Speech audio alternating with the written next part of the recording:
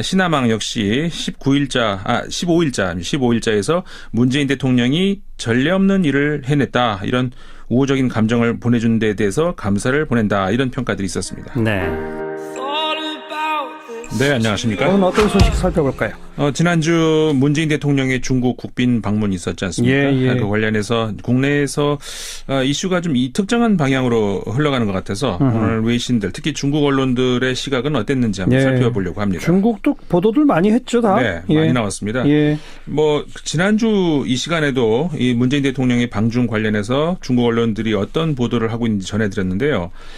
대통령의 방중 하루 전이었기 때문에 중국 언론들이 한중 정상회담을 앞두고 어떤 기대, 그다음에 어떤 예상을 하는지 전해드렸었습니다. 지난주에 그랬죠. 네, 그래서 간단히 정리해드리자면은 지난 정권하에 전격적인 한반도 사드 배치로 인한 한중 양국 관계의 급냉, 이를 새 정부에서 어떻게 풀어낼 것인가. 이게 이제 이번 한중 정상회담에서의 가장 큰 이슈였었죠. 예. 그리고 그 다음에 한중 관계의 미래라고 할 수 있는 경제 무역 협력. 그렇죠. 그래서 이제 어떤 성과가 나올 수 있을 것인가. 이게 이제 중국 언론들의 그 반응이라고 정리해드렸는데, 이 당시에는 그 국내 언론들도 큰 차이가 없었죠. 네. 근데 대통령의 방중 일정이 끝난 후에 다수의 한국 매체들을 보면은 중국이 이번 대통령 방중 이후에 사드 문제에 대해서 어떤 이해를 달리 했는지, 아니면은 과연 중국 측이 한국의 입장 설명과 관계 정상화 의지를 이해를 했는지, 공감을 했는지, 그래서 향후 한중 관계가 다시 건설적 방향으로 복원될 가능성이 있는지, 이런 문제가 과연 나왔을까? 이건 좀 뒷전으로 밀리는 건 아니었는가? 반면에 대통령이 혼자 밥을 먹었는지, 누구랑 먹었는지, 중국 왕이 외교부장이 대통령의 팔꿈치를 만졌니 어쩌니 이런 거, 이런 쪽으로 이 아까운 지면 전파가 집중이 되는 것 같아서 이게 시급한 외교 현안을 해결하기 위한 중국 방문이었는지, 무슨 그 한류 스타의 팬미팅 방문이었는지 좀 헷갈리는 그런 보도들이지 않나 생각이 됩니다. 국내 보도의 문제점을 좀 지적해 주셨고, 자, 중국 언론들은 그러면 먼저 사드 배치 이후에 급냉해진 양국 관계 복원됐다? 안 됐다? 어떤 보도를 합니까? 중국 언론들이 이번 한중 정상회담의 즈음에서요, 그 양국 관계 복원에 대한 기대, 숨기지 않았다 말씀드리지 않습니까? 홍콩에 본사가 있는 중국 평론통신사라는 통신사가 있습니다. 지난 11월 30일 암흑기를 지나온 한중 관계, 해빙의 실질적 서망이 열렸다. 호회 공영의 큰 방향을 향해서 손잡고 나가기 시작했다. 이렇게 표현을 하면서 이번 한중 정상회담에 대한 기대를 숨기지 않았었고요. 문재인 대통령의 방중이 끝나가는 무렵에 중국 언론들은 이 사드 문제 해법과 관련해서 이번 한중 정상의 만남으로 미완의 시작은 했다. 이런 평가들이 나오고 있습니다. 미완의 시작. 그러니까 중국 공영 CCTV가 12일자 방송을 통해서 이번 문재인 대통령의 방중, 중국 방문의 의미를 한 양국 수교 25주년의 즈음에서 의미가 남다르다. 특히 양자 관계, 또 경제 무역 협력, 한반도 정세 이런 분야에서 양국이 다수 공감대를 형성했다. 이렇게 평가를 했습니다. 그리고 문재인 대통령이 200여 명의 재계 핵심 인사들을 대동한 것에 대해서 한국이 중국의 발전을 인정하는 의미가 담겨 있는 방문단이었다. 이런 평가를 했습니다. 또 다른 언론들도 좀 소개해 주시죠. 북경 청년보 16일자 보도에서요, 이번 문재인 대통령의 방문은 사드로 인해서 손상된 한중 관계가 새로운 장을 열어가고 있음을 보여주는 것이다. 이런 이제 평가가 있었고요. 이 글의 필자가 누구냐면은 이제 지금 중국 블로그 연합 총재 직위 있는데 마쇼우린이라고 전 신화사 기자 출신입니다.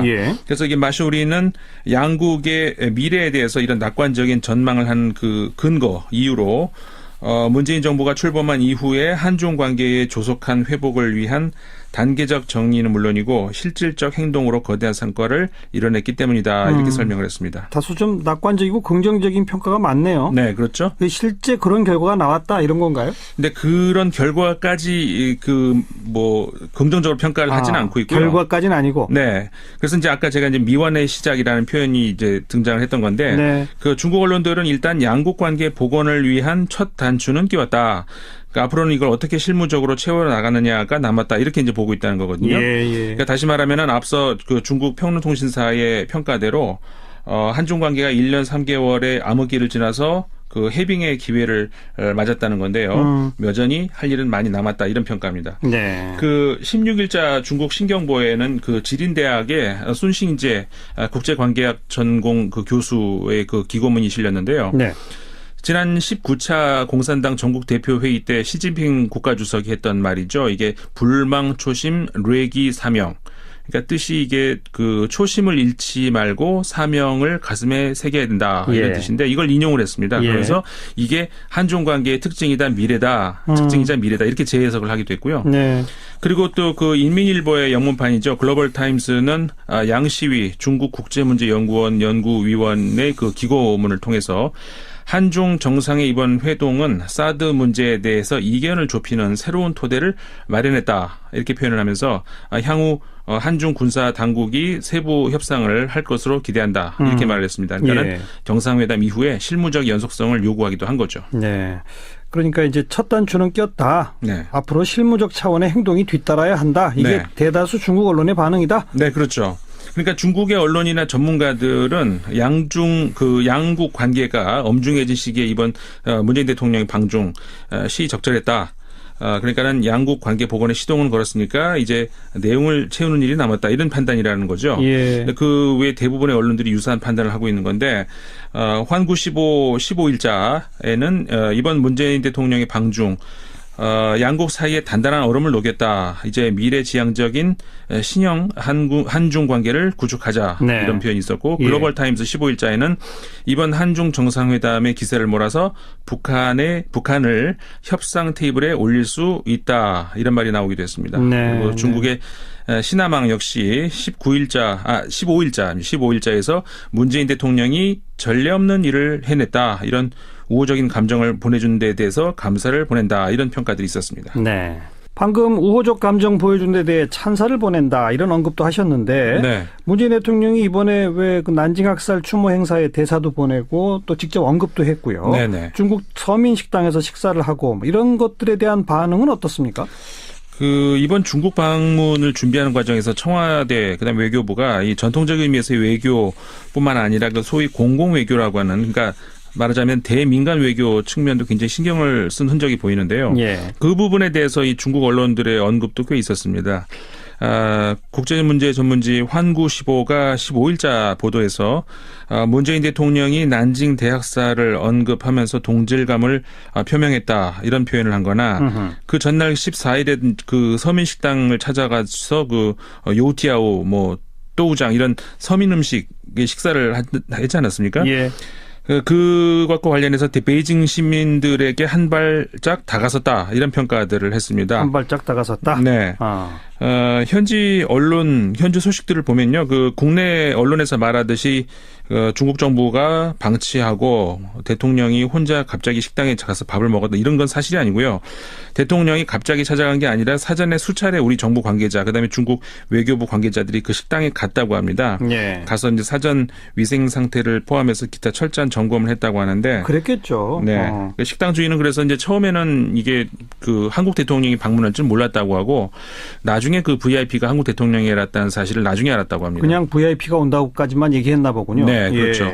그래서 이제 문재인 대통령 방문 이후에 그 대통령 식사했던 그 메뉴를 그대로 만들어서 그 문재인 메뉴라고 이렇게 명명을 해서 판매를 한다고도 하는데 그 앞서 말씀드린 환구15에서 그 랴오닝 사회연구원의 류차오 연구원이 이런 인터뷰 내용이 이제 있었습니다. 문재인 대통령이 중국 인민들의 민심에 다가가기 위해서 준비를 많이 한 것 같다. 이렇게 전하면서 이런 것들로 인해서 한중 관계 복원에 대한 자신감이 더 커졌다. 이렇게 전하기도 했고요. 그러면서 환구15는 이를 문재인식 소프트 외교다. 이렇게 지칭을 하기도 했습니다.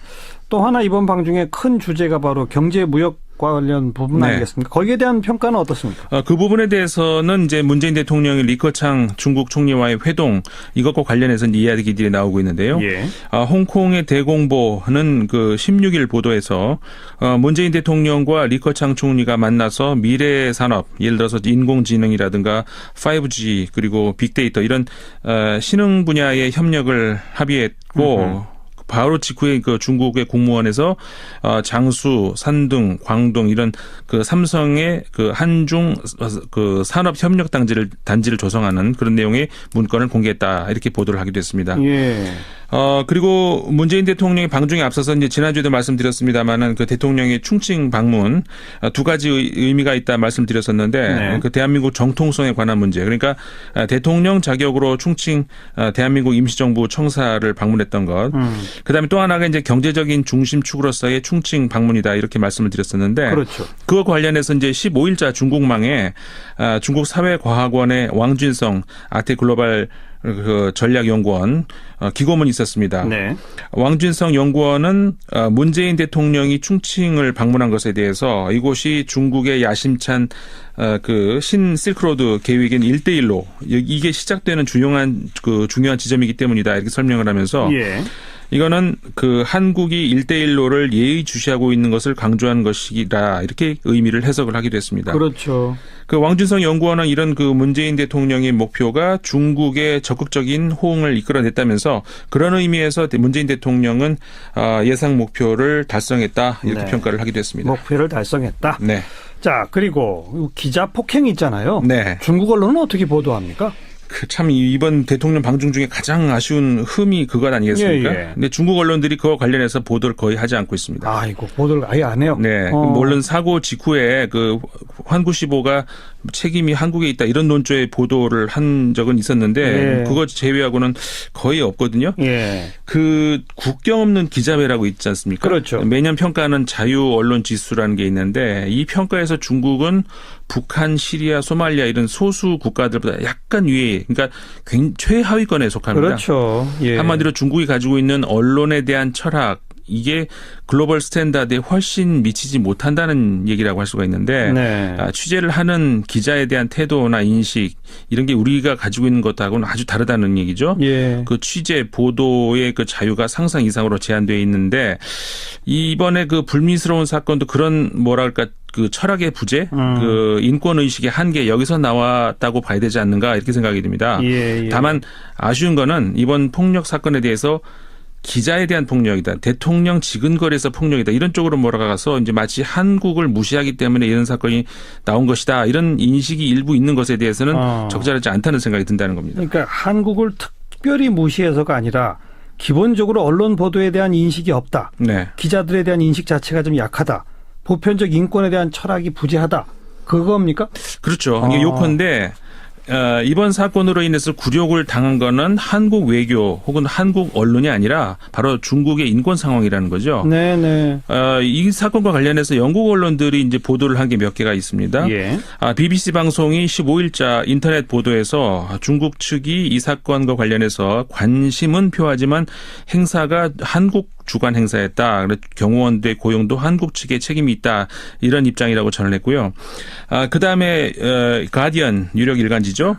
14일째 보도에서 이 문제와 관련한 중국의 언론 상황을 또 그대로 전하기도 했습니다. 네. 이 신문은 지난 2015년도에 있었던 그러니까 언론 자유를 외쳤던 한 사회운동가에 대해서 재판이 있었는데 그때 그 재판장 밖에서 폭력 사태가 벌어졌던 그 사실을 전하면서 아하. 그때 그 수십 명 경찰하고 마스크를 쓴 평상복 차림의 보안 요원들이 그 지지자들하고 외교관들까지 있었다고 하는데 그 기자들 이 사람들 몰아내는 과정에서 여러 명의 외신 기자들이 넘어졌다 이런 걸 그대로 전하기도 했습니다. 예. 그래서 앞서 말씀드렸던 언론 자유지수를 언급을 하고 있는데 제가 취재했던 그 수치와는 조금 다르긴 합니다만은 중국이 세계 언론 자유 지표에서 176위를 차지했고 중국 순위 아래에는 그 시리아하고 투르크메니스탄 두 나라밖에 없었다 이렇게 전하기도 했습니다. 그러니까 기자 폭행은 언론 자유, 인권 따라서 중국 국격이 훼손된 사안이다. 네. 그게 이제 가디언과 같은 유럽 언론의 해석이로군요. 네, 그렇죠.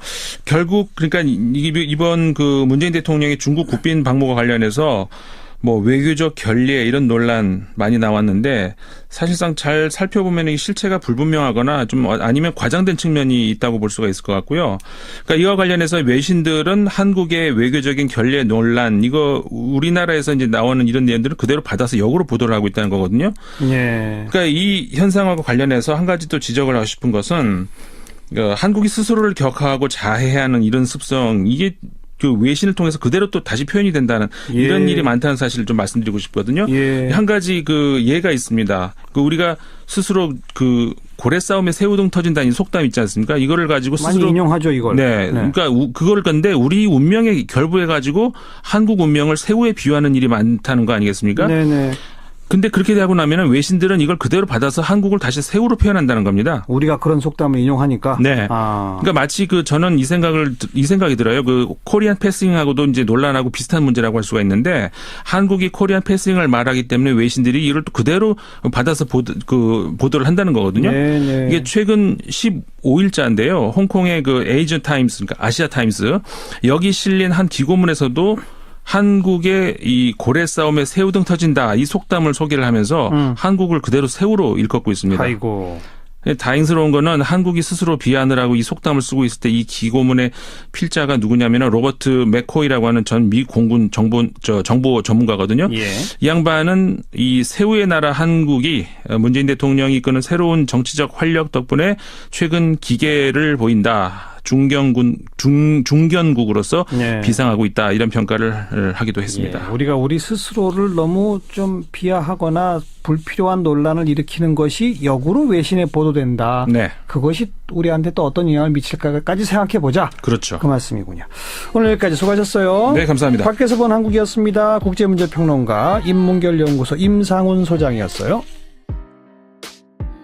팔꿈치를 만졌니 어쩌니 뭐 이런 거 이런 쪽으로 이 아까운 지면 전파가 집중이 되는 것 같아서 이게 시급한 외교 현안을 해결하기 위한 중국 방문이었는지 무슨 그 한류 스타의 팬미팅 방문이었는지 좀 헷갈리는 그런 보도들이지 않나 생각이 됩니다. 국내 보도의 문제점을 좀 지적해 주셨고 자, 중국 언론들은 그러면 먼저 사드 배치 이후에 급냉해진 양국 관계 복원됐다? 안 됐다? 어떤 보도를 합니까? 그 중국 언론들이 이번 한중 정상회담의 즈음에서요, 그 양국 관계 복원에 대한 기대 숨기지 않았다 말씀드리지 않습니까? 그 홍콩에 본사가 있는 중국 평론통신사라는 통신사가 있습니다. 지난 11월 30일 암흑기를 지나온 한중 관계 해빙의 실질적 서망이 열렸다. 호회 공영의 큰 방향을 향해서 손잡고 나가기 시작했다. 이렇게 표현을 하면서 이번 한중 정상회담에 대한 기대를 숨기지 않았었고요. 문재인 대통령의 이런 이제 평가가 있었고요. 이 글의 필자가 누구냐면은 이제 지금 중국 블로그 연합 총재 직위 있는데 그 마쇼우린이라고 전 그 신화사 기자 출신입니다. 그래서 이게 마쇼우린은 양국의 미래에 대해서 이런 낙관적인 전망을 한 그 근거 이유로 문재인 정부가 출범한 이후에 한중 관계의 조속한 회복을 위한 단계적 정리는 물론이고 실질적 행동으로 거대한 성과를 이뤄냈기 때문이다. 이렇게 설명을 했습니다. 다소 좀 낙관적이고 긍정적인 평가가 많네요. 네, 그렇죠. 실제 그런 결과가 나왔다 이런 건가요? 근데 그런 결과까지 긍정적으로 평가를 하지는 않고 있고요. 결과까지는 아니고. 네. 그래서 이제 아까 제가 이제 미완의 시작이라는 표현이 이제 등장을 했던 건데 그 중국 언론들은 일단 양국 관계 복원을 위한 첫 단추는 끼웠다. 그러니까 앞으로는 이걸 어떻게 실무적으로 채워 나가느냐가 남았다. 이렇게 이제 보고 있다는 거거든요. 그러니까 다시 말하면은 앞서 그 중국 평론통신사의 평가대로 한중 관계가 1년 3개월의 신화망 역시 15일자에서 문재인 대통령이 전례 없는 일을 해냈다. 이런 우호적인 감정을 보내준 데 대해서 감사를 보낸다. 이런 평가들이 있었습니다. 네, 안녕하십니까? 오늘 어떤 소식 살펴볼까요? 지난주 문재인 대통령의 중국 국빈 방문이 있었지 않습니까? 그 관련해서 국내에서 이슈가 좀 이 특정한 방향으로 흘러가는 것 같아서 오늘 외신들, 특히 중국 언론들의 시각은 어땠는지 한번 살펴보려고 합니다. 중국도 보도들 많이 했죠, 다? 네, 많이 나왔습니다. 지난주 이 시간에도 이 문재인 대통령의 방중 관련해서 중국 언론들이 어떤 보도를 하고 있는지 전해드렸는데요. 대통령의 방중 하루 전이었기 때문에 중국 언론들이 한중 정상회담을 앞두고 어떤 기대, 그다음에 어떤 예상을 하는지 전해드렸었습니다. 지난주에 그랬죠. 네, 그래서 간단히 정리해드리자면은 지난 정권하에 전격적인 한반도 사드 배치로 인한 한중 양국 관계의 급냉, 방중이 끝나가는 무렵에 중국 언론들은 이 사드 문제 해법과 관련해서 이번 한중 정상의 만남으로 미완의 시작은 했다, 이런 평가들이 나오고 있습니다. 미완의 시작. 그러니까 중국 공영 CCTV가 그 12일자 방송을 통해서 이번 문재인 대통령의 방중 중국 방문의 의미를 한 양국 수교 25주년에 즈음해서 의미가 남다르다. 특히 양자 관계, 또 경제 무역 협력, 한반도 정세 이런 분야에서 양국이 다수 공감대를 형성했다. 이렇게 평가를 했습니다. 예. 그리고 문재인 대통령이 그 200여 명의 재계 핵심 인사들을 대동한 것에 대해서 한국이 중국의 발전을 인정하는 의미가 담겨 있는 방문단이었다. 이런 평가를 했습니다. 네. 또 다른 언론들도 좀 소개해 주시죠. 그 북경 청년보 16일자 보도에서요. 이번 문재인 대통령의 방문은 사드로 인해서 손상된 한중 관계가 새로운 장을 열어가고 있음을 보여주는 것이다. 이를 새 정부에서 어떻게 풀어낼 것인가. 이게 이제 이번 한중 정상회담에서의 가장 큰 이슈였었죠. 예. 그리고 그 다음에 한중 관계의 미래라고 할 수 있는 경제 무역 협력. 그렇죠. 그래서 이제 어떤 성과가 나올 수 있을 것인가. 이게 이제 중국 언론들의 그 반응이라고 정리해드렸는데, 뭐 이 당시에는 그 국내 언론들도 큰 차이가 없었죠. 네. 근데 대통령의 방중 일정이 끝난 후에 다수의 한국 매체들을 보면은 중국이 이번 대통령 방중 이후에 사드 문제에 대해서 어떤 이해를 달리 했는지 아니면은 과연 중국 측이 한국의 입장 설명과 관계 정상화 의지를 이해를 했는지 공감을 했는지 네. 그래서 향후 한중 관계가 다시 건설적 방향으로 복원될 가능성이 있는지 이런 문제가 과연 나왔을까? 이건 좀 뒷전으로 밀리는 건 아니었는가? 반면에 뭐 대통령이 혼자 밥을 먹었는지 뭐 누구랑 먹었는지 중국 왕이 외교부장이 대통령